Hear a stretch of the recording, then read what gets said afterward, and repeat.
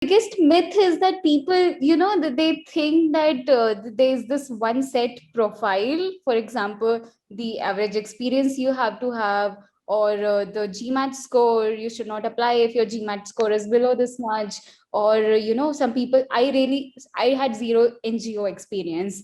And people also told, oh, you were doing nothing else but just working. From, asking the consultant in the first session that, do I have enough to put on my CV, to having the confidence of applying to Harvard.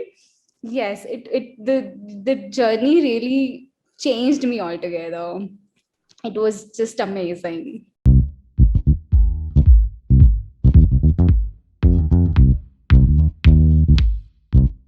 Hi everyone, this is Piyush Ranjan. I'm the founder and chief consultant of Management Masters. We are a boutique admissions consulting firm for the top MBA and MIM programs in the world.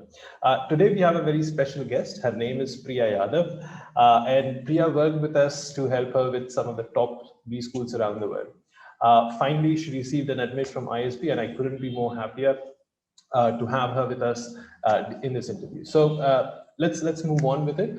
And welcome, Priya. It's great to have you here. Could you just give a brief introduction and tell us a bit more about what exactly are you doing and you were doing before you decided to go ahead with your MBA plans? Yeah.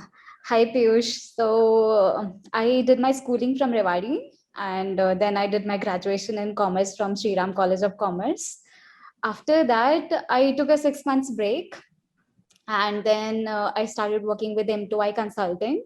I worked there for over 3 years. So my work was in management consulting, and I used to mostly work in financial inclusion domain there. Yeah, and then I started applying for MBA. I thought I do lack some leadership and business skills. So yes. All right, sounds pretty interesting. But you were already working as a management consultant at M2I. So what really led you to this idea of that you wanted to go for an MBA? What was the end goal there?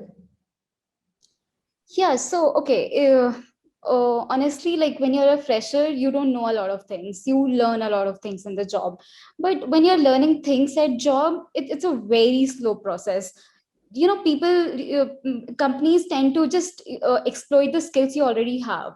They don't let you, they don't, you don't get the time, and you don't get the guidance and help to build on other skills. So yeah, I thought like, okay, maybe I should take a break and yeah, build the skills I feel I really lack. And yeah, it would I think it would really help me later in my career. All right. So could you tell us like how much experience did you have before you started applying for your MBA programs? I had 2.5 years experience. Hey, that's really interesting to hear because 2.5 years is really, if you look at the average experience at ISP and most of the top schools, right? That would be around 4 to 5.5 years, right? So did you face any major issues while you started applying for your MBA programs? Yeah, of course. So, of course, you check out the class profiles and everything. So, yeah, most of the things in my profile, they were below average. My work experience was below average. My GMAT score was 710, which was also below average for most of the schools I applied to.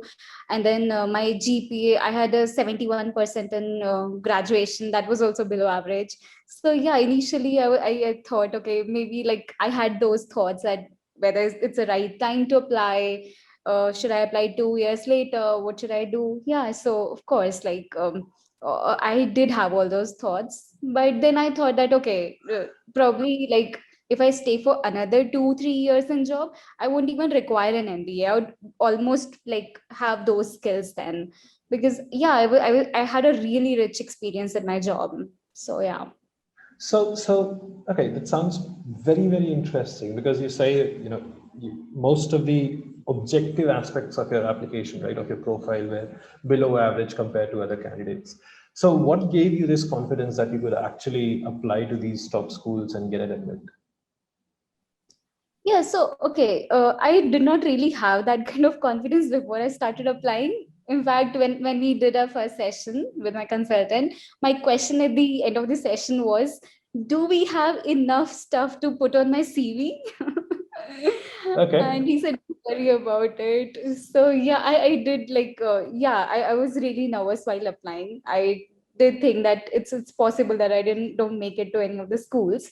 But yeah, I also had confidence about some things. For example, I'm from a really good college, and I did a few really interesting things in my college. And then after college also, in my job, I had really rich experience. I traveled across India. I've worked on some really interesting assignments. So yeah, like of course, there are people who get admitted at a 620 GMAT in top schools like Harvard and Wharton. So yeah, I think that there's no, we should not, really think too much about these things, that what is the average work experience or average GMAT score. Just feel, whenever you feel ready for it, go for it. But you should feel ready for it. Makes a lot of sense.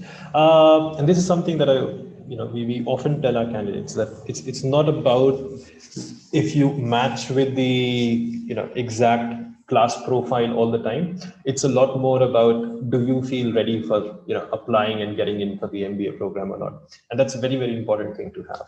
That makes a lot of sense. Thank you for sharing that. I just want to get into, okay, so you were doing consulting and then you realized that you would want to go for an MBA, right?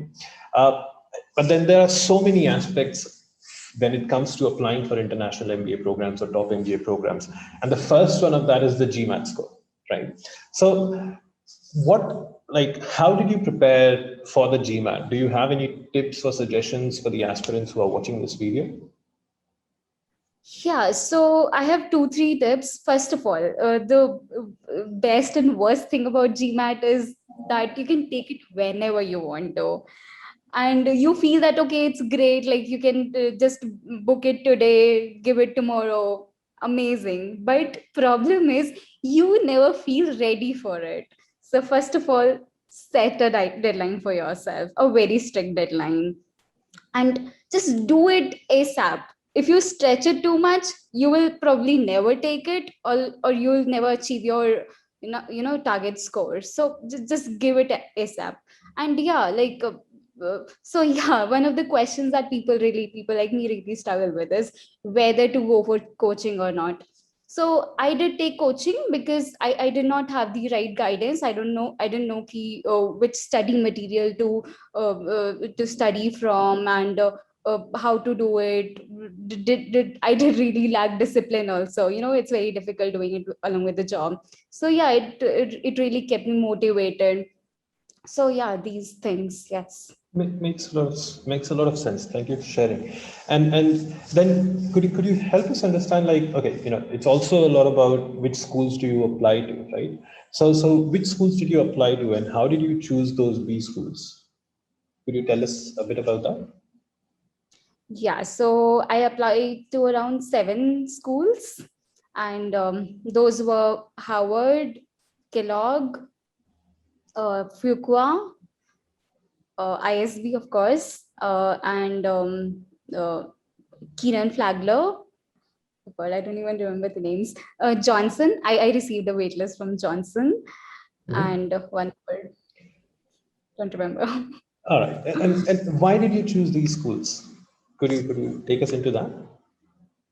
Yeah, so my consultant advised me that I choose two dream schools, two target schools, and two safe schools.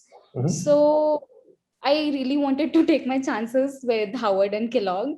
So I Mhm. went ahead and applied for them, and HEC also. So I did not want to, regret later that, oh, I wish I had applied to Howard. Probably, I would Yeah. probably get into it. So yeah, that's why I chose these dream schools. Really wanted to go to them, but I knew that this might, like, high Mhm. probability I won't get into them. And then some target schools: Fuqua, ISB, Johnson. I Mhm. thought, like, these are my target schools. These were like the schools I was actually targeting. I was hopeful I'll get into them. And these were also the schools I actually wanted to go to. And then some safe schools like Keenan Flagler. Yeah. So, I really wanted to go for MBA this year. So I thought I'll take. choose a safe option. So yeah, that's how I chose, on the basis of ranking and which school I wanted to go to. Also, I kind of matched my profile also with them. The GMAT score, the kind of students these, the kind of things these schools focus on, and all the other aspects also. All right. And anything that stood out about, for example, at ISB that really led you towards that? Yeah, first of all, ISB is in India, and yeah, I did not really want to go abroad. So yeah, that was one of the reasons, that ISB is, in India, ISB was the only school I was actually, I it was like my dream school, like the school which actually fit the school profile that I was looking for.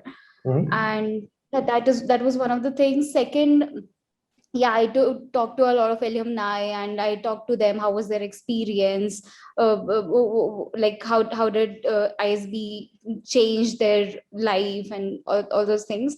So yeah, that also helped a lot in deciding whether to go for ISB or not. And then yeah, there are a few unique things about ISB. For example, their lead program is very interesting, and yeah, a lot of other things. I just like kind of liked everything about ISB, like it actually fit my requirements. All right, makes perfect sense. Just sort of expanding on the fact that you reached out to so many alumni and you talked to so many alumni, right? Is there something that you would like to suggest people? Because a lot of people try to reach out to alumni, but they don't really receive a response all the time. So, is there something that you would like to suggest? How should people reach out to B school alumni or current students in order to get a response? Because a lot of people don't get that response. Yeah, two things.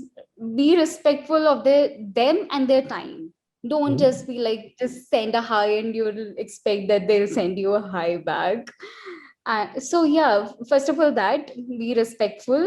And Mhm. second is that, first of all, alumni, they have been in the same situation as you. They understand what you're going through. So just in like, when you're first talking to them, just like, give a quick introduction of yourself, and tell them what exactly are you looking for help for from them. So yeah, that's it. I guess you'll always, like, they have been in the same situation, so they almost always reply to you unless they're very busy. Yeah, no, absolutely. I think one of the things that you mentioned, that you have to be respectful and you cannot expect a response if you just send a hi, how are you? Right. So you have to be very respectful of them and you have to make sure that you ask very specific questions, right? Thank you for sharing that. That makes a lot of sense. But then, coming back to the applications part, right? There's so many schools and all of them, they have their own essays and they have their own ways of different questions and then, so how did you go about preparing for all these schools and working on the essays from these schools? Could you tell us a little bit about that? Yeah, sure. So, yeah, so first of all, with the consultant, I had like 5, 6 sessions where we actually went through each and every section of my profile, like my the personal background, professional background, my achievements, and other things. So yeah, like after going through each and every aspect, it like became very clear what are the parts I want to highlight in my profile, in my Mhm. essays. So first of all, I could note down 5, 6 points which I wanted to highlight in almost all the essays, or like I just had something to list to go back to whenever I'm writing an essay. And yeah, every essay question is different, and I have to frame an answer according to that question, keeping in mind the list that I've already prepared. So yeah, for every question, first of all, these questions are really tricky. They're not easy questions. So yeah, first of all, I would discuss with my consultant what does the question actually want to ask. What are they looking to ask through this question? Which aspect of my profile? Mhm. And some essays, for example, Harvard's, it's an open-ended question. You just can never figure out what to write, whether to write personal stuff, professional achievements, what to write in that.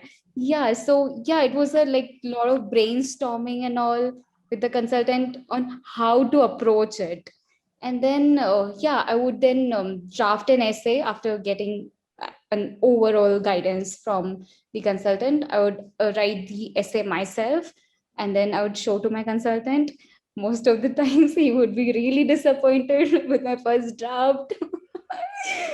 Yeah, and then, yeah, there would be sometimes 10 drafts I'd share with him.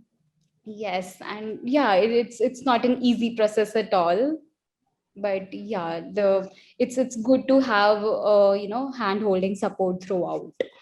So if you had to suggest, let's say, to future aspirants, like what are the key points that one should keep in mind while they are drafting their essays? So could you suggest something? Yeah, first of all, like I said, I had a to-do list, sorry, not a to like notes prepared, like a list of things I would really like to highlight in my profile.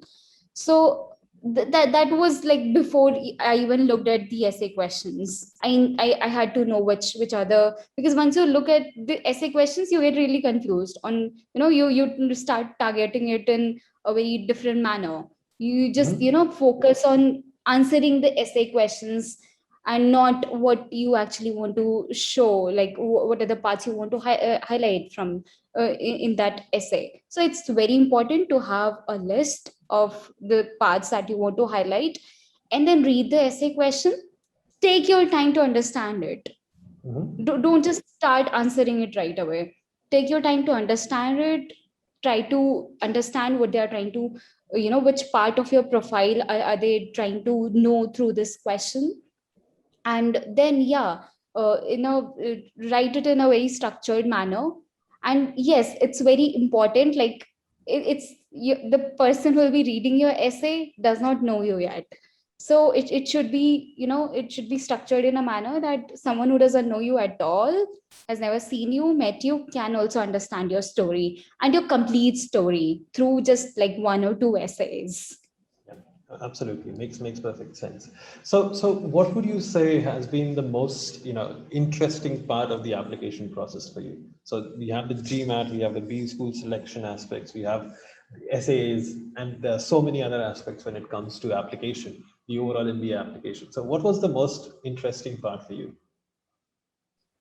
Oh, well, honestly, everything was really interesting because everything, it honestly, the whole process, it has changed me thoroughly. I am a different person after I've been through this application process. So yes, right from thinking whether to do this or not, whether it's the right time to go for MBA, whether to go to IIMs or take the GMAT. Yeah, it's all been, there've been, first of all, so many choices, Yeah. whether to do this or that. Yeah, so but yeah, the most interesting part was definitely the essays, different essay questions every time. And yeah, just like first of all, it really improved my writing skills. My writing skills are really poor. And yeah, I first of all, thinking how to approach the essay, then framing a very interesting different answer for every essay. Yeah, it was really interesting, the whole process. It sounds pretty nice, and you've nailed that essay writing part, because that's why you're going to ISB, right? So a very quick question regarding ISB. So since you have not started yet, and you're going to start very soon in a month's time, what is the part about ISB that excites you the most about the school? Oh my God, it's first of all, I feel it's already started. People are so enthusiastic already. They've formed so many interest groups and everywhere. All these, like they have around 15 groups right now. And all of them, if you don't check it throughout the day, at the end of the day, each chat group has 500 messages unread. So yeah, I am really excited to meet these people in real. They all like, first of all, really distinct profiles. And yeah, everybody's so energetic and enthusiastic about everything. Like the best part about ISB, I feel, is the people there. The crowd there is just amazing. Absolutely, Yes. absolutely, absolutely. All right. So now we just, just to get some feedback for ourselves, how would you say was your journey with management masters through this, through the application process? If you have some feedback for us, that would be great to have. Oh, yeah. So, okay. Piyush asked me for feedback in the middle of it, like when I was still in the process. And I thought that, okay, like there was some material I really was looking for. And then before sending him the text that, okay, this is what I'm looking, I was really looking for, I don't know, how to choose the B school or something. And I thought it would be really helpful if all the profiles of all the schools are put together somewhere. And then I checked management master's site, it was already there. So yes, like negative feedback is zero, and positive feedback I just don't want to start on. And first of all, that the whole process is so interesting. The 5 6 sessions where you try to know the applicant first. Honestly, it feels like it appears as if the consultant is trying to know you, but the end of it, you know yourself better. So yeah, honestly, from asking the consultant in the first session that do I have enough to put on my CV, to having the confidence of applying to Harvard, yes, the journey really changed me altogether. It was just amazing. Thank you so much. That's very, very kind of you. Now we go on to the last section of the interview that we have, and we call this the rapid fire round. No extra marks for guessing what it is about. We'll just ask you very quick questions, and you just have to answer these in very short, maybe a few words or maybe 1 or 2 sentences maximum. Right. So let's start with this. This is very interesting questions. So the first question that I have for you is, what is the biggest myth about MBA programs or MBA applications that you realized through your journey? Yeah, the biggest myth is that people, that they think that there's this one set profile. For example, the average experience you have to have, or the GMAT score, you should not apply if your GMAT score is below this much. Or, some people, I had zero NGO experience. And people also told, oh, you were doing nothing else but just working. So yeah, all those things, it's, if it was just one set of profiles, why would they invest so much in putting down that application, reading 1,000 applications? So yeah, that's the biggest myth. Absolutely. Thank you so much. Then, what do you consider the optimal work experience before applying for an MBA? Well, I would say don't go as a fresher, because I mean, whatever you had to learn, you learned in your undergrad. So don't go right after your graduation. But yeah, then after that, when you start working and you actually, you know that what you have to do in your MBA. Don't do it just because you want another degree. Try to actually, figure out what you want to learn there. That's it. When you're ready for that, when you have that set of questions ready, you can go for it. All right. Perfect. Now, we already asked you about what was the most favorite aspect of the MBA application for you. So now I'm going to change that question slightly and ask you, what was the most challenging part of the MBA application process for you? The most challenging were the essays, definitely. I actually, I cried in front of my consultant once. It was really difficult. Okay. Okay. So it was the most challenging as well as the most interesting part for you. That's very Yes. interesting. So okay. So the next question that we have is, how important do you think are extracurriculars and doing community service for the MBA applications?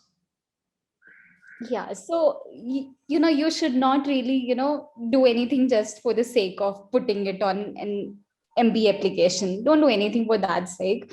It doesn't matter. Just do whatever you feel like doing. If there's something you're really passionate about, do that. If you feel like if you feel like working, feel for an NGO's purpose, really go work in that NGO. If you don't feel like, just don't do it.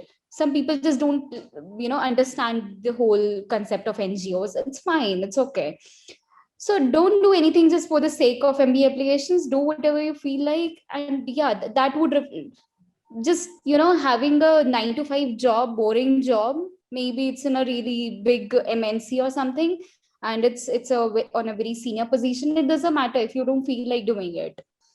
Yeah, Right. so just what will make your profile interesting is what you actually feel like. What is that one purpose you really you really feel for. That's it.